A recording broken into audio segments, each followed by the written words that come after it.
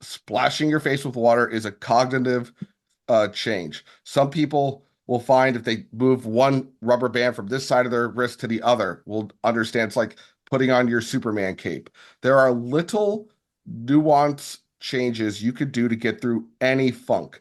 And then you could go down the belief in the higher power and submit yourself. Other people go the more nihilistic manner where it's just you're an animal on a ball traveling millions of miles an hour and nothing matters. Either way, find your path that makes sense for you. But people have genuine anxiety. There's genuine anxiety out there. And then there's genuine overthinking. Mhm. And overthinking can come just from an absence of things to do.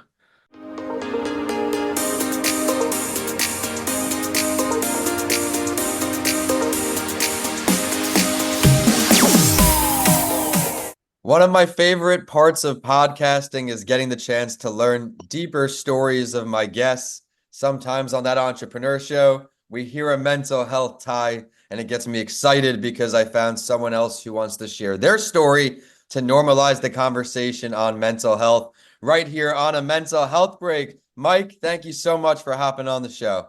Hey, thank you for having me again, for sure. We're going to learn all about his mental health journey. He's not only a rock star in the entrepreneurial space, but he's been very courageous to share his story. And of course, what comes with being an entrepreneur, you need to find ways to balance yourself and stay mentally healthy. This is a mental health break. If it is your first time joining us, this is the podcast where we normalize the conversation on mental health. Each week since January 2020, I work hard to find guests who want to share their story. And today, Mike's got a great one ahead. Mike, I'd love for you to share your story, the mental health side, from wherever you feel comfortable. Well, for sure. I think I always thought I had a really good head on my shoulders. I own 12 restaurants across 7 brands, but I am also a type 1 juvenile diabetic. So having high blood sugar, being pretty overweight before, and being just a normal American restaurant owner is like, all right, we work all day, now we go drink. I think there's a lot of misconceptions about how that, obviously people are like, oh, well, then you're drunk or that'll affect you're hungover. But the flip side is just the clarity in inputs versus outputs that you can get through doing so many basic ass things that don't have a lot of monetary value. So I think that's another real reason why it's not overwhelming, especially, pre TikTok and Instagram and all the negatives of those social media inputs, but also the positives was like this free flowing of information where it's like, oh, are you sick? Here's a pill. Are you overweight? Here's, this 100-calorie snack wells, which was super big in the 90s. Like, not eat eggs or because there's no like real money in eggs. There's no money in if you're not drinking enough water. There's no money in go outside and breathe.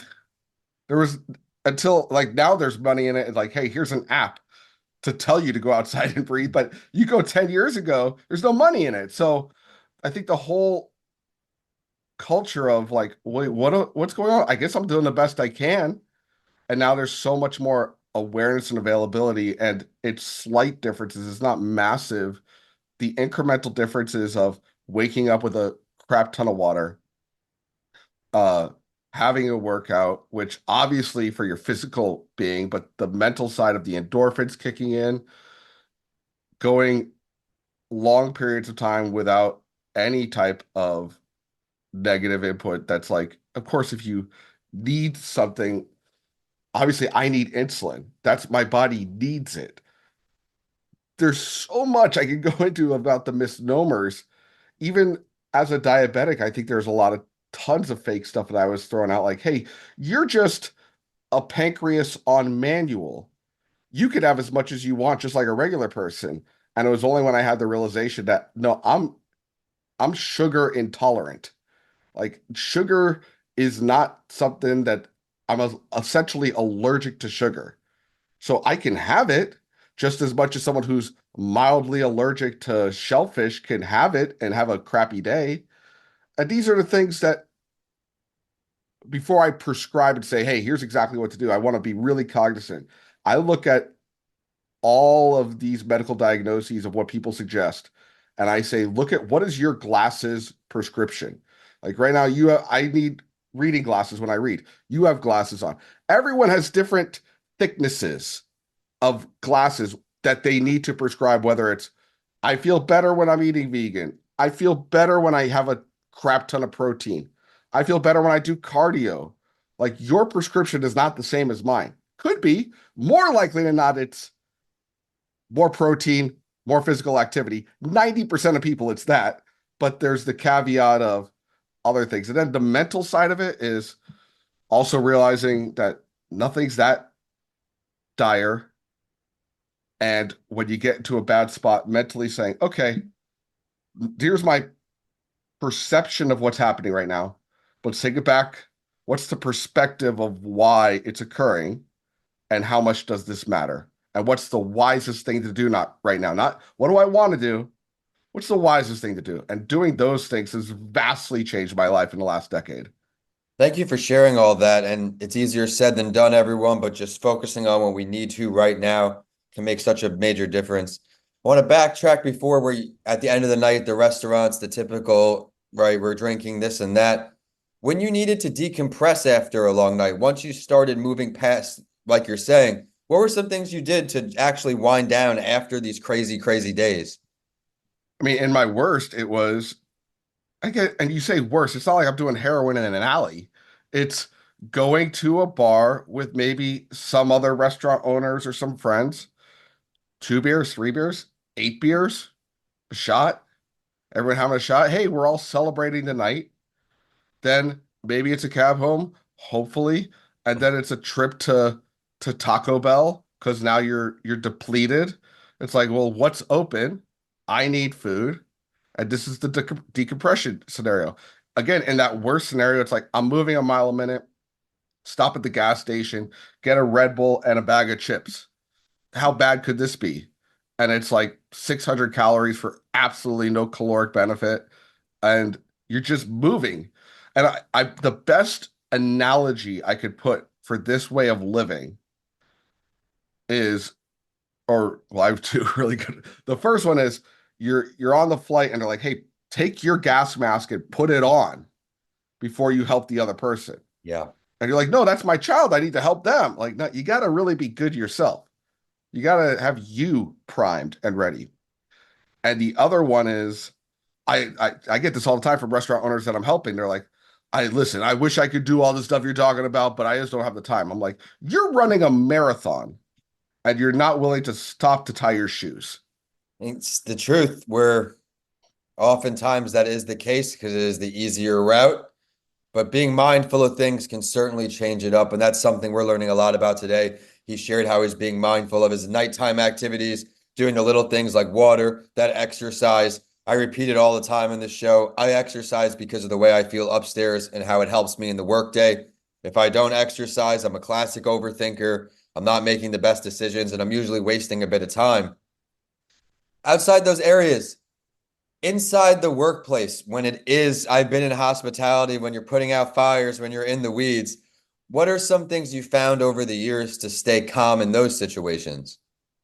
There's a great benefit to having experience of having your ass handed to you exponentially that nothing will really phase me at this point. Also, having a system that's like preset. So we expect the unexpected. The unexpected is expected.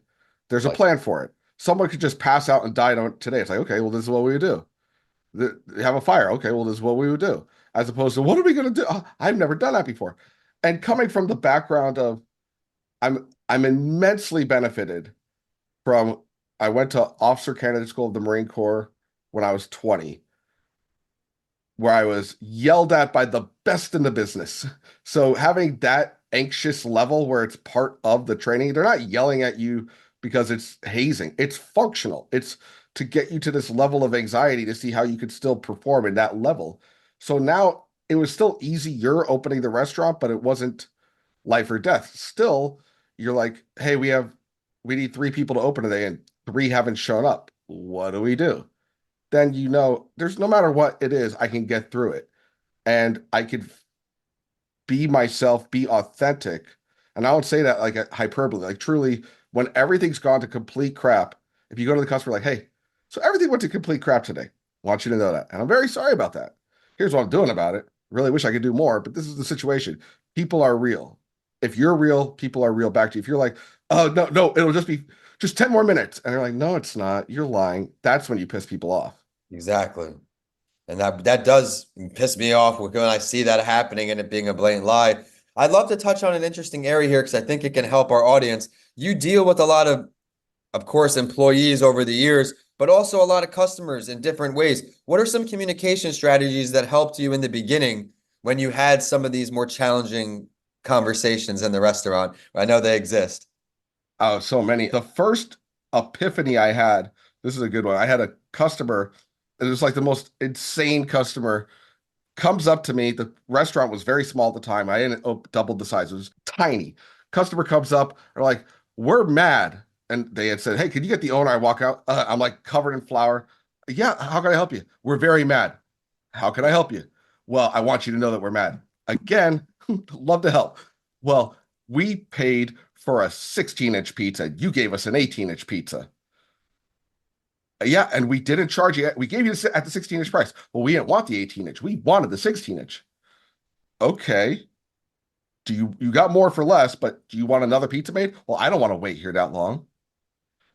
Noted. And I'm like, just the world's crumbling around me. It's a Friday night. It's 6:30. And I'm like, what the I'm just going through my head like, this is the coup de grace. The wife, the dude's like this bigger dude with a white beard, like, and it's like July. He's like, just so you know, he's Santa and he thinks you've been a bad boy. And I was like, people, I'm about to like lose my brain. And I took a moment, I paused them all.